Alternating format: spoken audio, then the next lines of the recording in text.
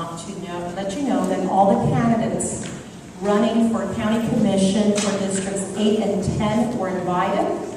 And this evening, we have the pleasure of having from District 8, Linda Bell, Daniela Papadopoulos, and Marina Meadows. Commissioner Javier Soto, we reached out to him several times, but we were not able to get a confirmation for his participation.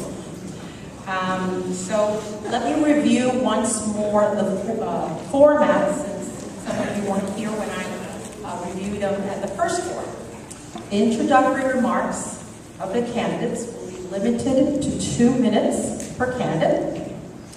Candidates' response time is also limited to 2 minutes, but you can set aside 1 minute for rebuttal. Closing remarks will be limited to 1 minute. And Adolfo Perez will be keeping time, and Astor Mohammed will be holding up signs with 30 seconds remaining to help you wrap up your response, as well as when time is up. At this time, before we begin, I want to ask one more time if anyone has any questions. The forms are in the back. Please fill them out and bring them up now so that we can make sure to include your questions. We have asked that all questions pertain to all candidates. Okay? So, if we're ready to start, I have in no particular order. I will let Ms. Marina Meadows. She is running for District 10. Have Ms. Bell for District 8, and Ms. Danielle Papadopoulos. We'll start this from this side, and then for the following, we'll start on the other side. Okay, so Ms. Marina Meadows, you go ahead and start with your introductory remarks.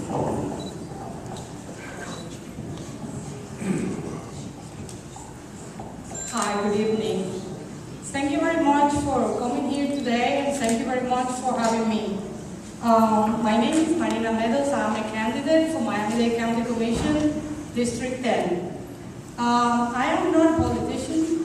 I am an activist of the community like you. I am one of you. I have lived here for over 30 years. I raised 3 children, and I've been part of this community for a long time. I want you to bear with me because I'm not used to this. But I want you to know that I have the capacity and the desire to bring change. Not only to bring change, but to bring solutions.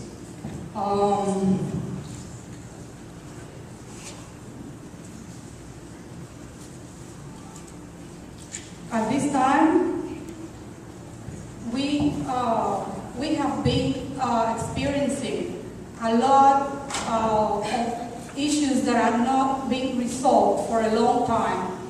And I would like to be the one to help bring in that solution.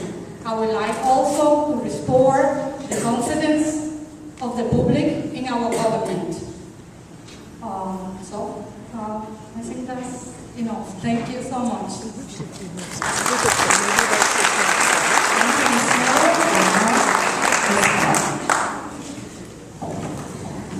Thank you. Good evening, everybody, and thank you for coming tonight. Thank you to Kendall Federated Homeowners. I really appreciate this forum.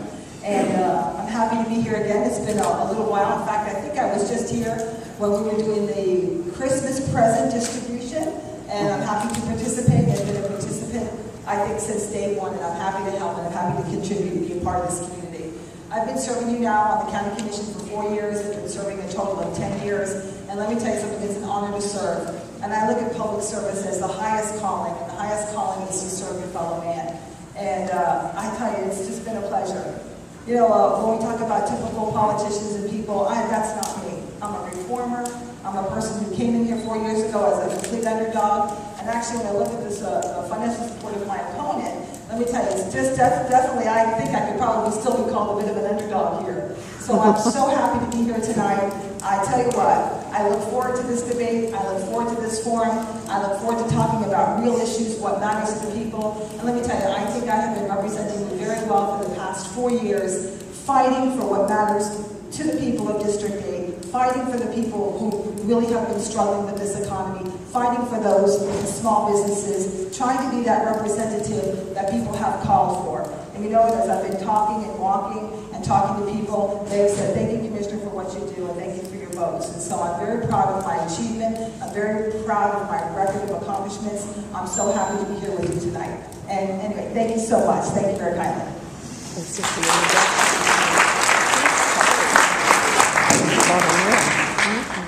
Good evening, everyone. I thank the Kendall Federation and all of you for being here tonight. I wish all citizens were as active and informed as you are. I spent my career helping people to step up and be more active in the community and civically, and that's what I'll do once I'm elected. I'll make sure that people are actively involved in a participatory process with government. So after serving as a Miami-Dade advocate for its residents for over 30 years, I decided to step up and put my experience to use in the political arena to help restore trust in our government, which is sorely lacking, and to advocate for the needs of the South Dade community, which have been overlooked.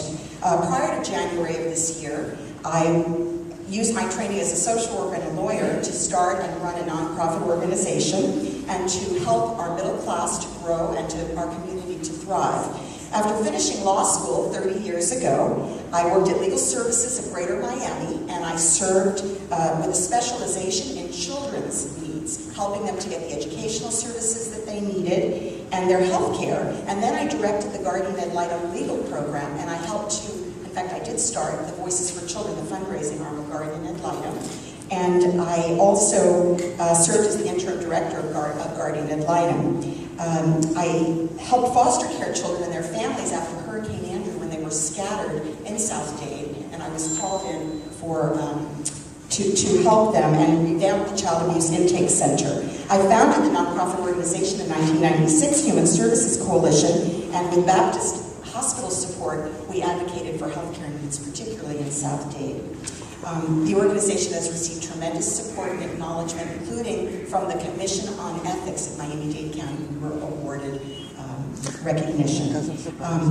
I want to thank my supportive husband, Dr. Robert Cava, and my family, wonderful friends and supporters for being here with me and who've made it possible for me to step up and take this new opportunity for public service. Thank you so much.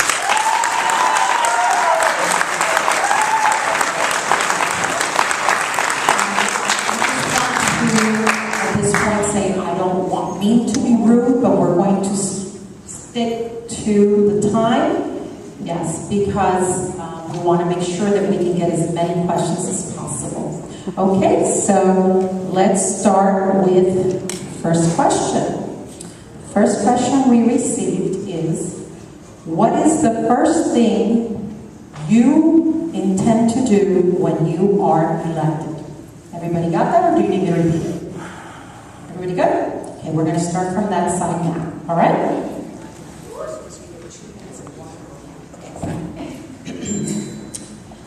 I'm very much looking forward to the transition period between August 26th and November 18th. That's the time in which I'll seriously get to know the issues in greater detail than I have up until this point. I've had the chance to meet with the mayor, the deputy mayors. I'd like to meet with many of the critical department heads. Even though I've known many of them for many years, I want to find out what's top on their agenda.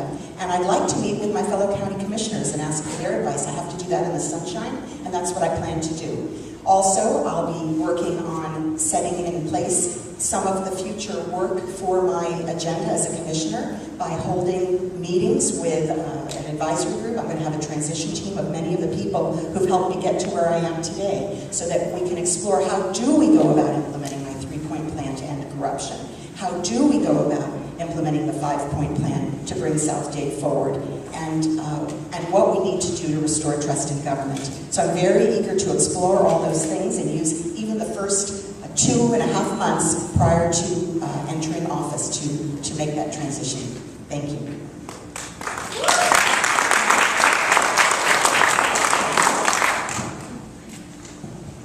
Thank you. I'm excited because right before we had our recess, I passed lobby reform, and I had been working on that. I actually tried it about 3 years ago and I didn't get it passed, so I brought it back. I thought I would try one more time. And what I'm trying to do is expand the lobby ban from 2 years to 4 years. Because currently, if you're a Miami-Dade County employee or an elected official in Miami-Dade County, you have to be out of office for a total of 2 years before you can come back and lobby anybody in the county. So I'm trying to increase that ban to 4 years, and I was very excited that I got it passed in first reading, and that was a real accomplishment because I didn't get that done last time. But I said I never give up, and I'm going to continue to try again. You know, ethics reform actually has been a big priority, and now every single lobbyist that does business with Miami-Dade County that lobbies has to take a course with the Ethics Commission, and I've worked hand in hand with the Ethics Commission on my legislation. And so we've been very, very pleased with that. So now everybody who lobbies Miami-Dade County has to take ethics training, and they have to renew that every 2 years, and as well as every county employee and us and the electeds. So I'm very proud, and I want to continue what I've been doing for the past 4 years, continue that ethics reform, continue lobbying reform, continue that, as well as continue working with small businesses. I'm very proud of my work with small businesses and helping people to give them a lift up in this really, really tough economy. So I thank you for that.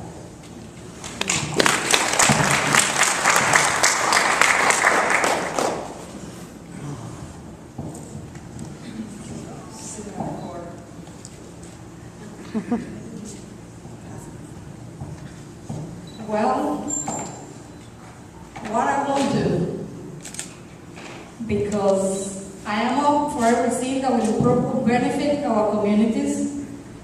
Of course, it requires study, research, and I will try to work with everybody that's still there.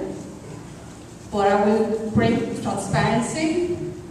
I want to stop the special interest reign or any alliances, the bullying, the not being ready for the meetings, the commission meetings. It's important that when we're there, that when the people of the community gather there for the meetings, the commissioners need to be ready. They need to know what we're talking about. They need to be able to explain to the community what is the meeting all about, not to start discussing the meeting right there. I would be very, very strongly trying to balance the budget. That would be a priority, because I don't want a problem with the taxes. We work too hard to have the taxes have to be raised for this, for that. Everything that is important to the community, libraries, parks, everything, I will work on that too. And the priority is the police and the firefighter to keep our emergency service in place. I would like also to improve or work very hard to bring new small business into the community. Also, I want you to know that you will never hear or see pay-to-play politics while I'm there. I will always keep an open door policy, and I welcome any and all who wish to see change in our community as much as I do. We can and will discuss any concerns, and I will give you the answers that you seek. And more importantly, I will give you the solutions that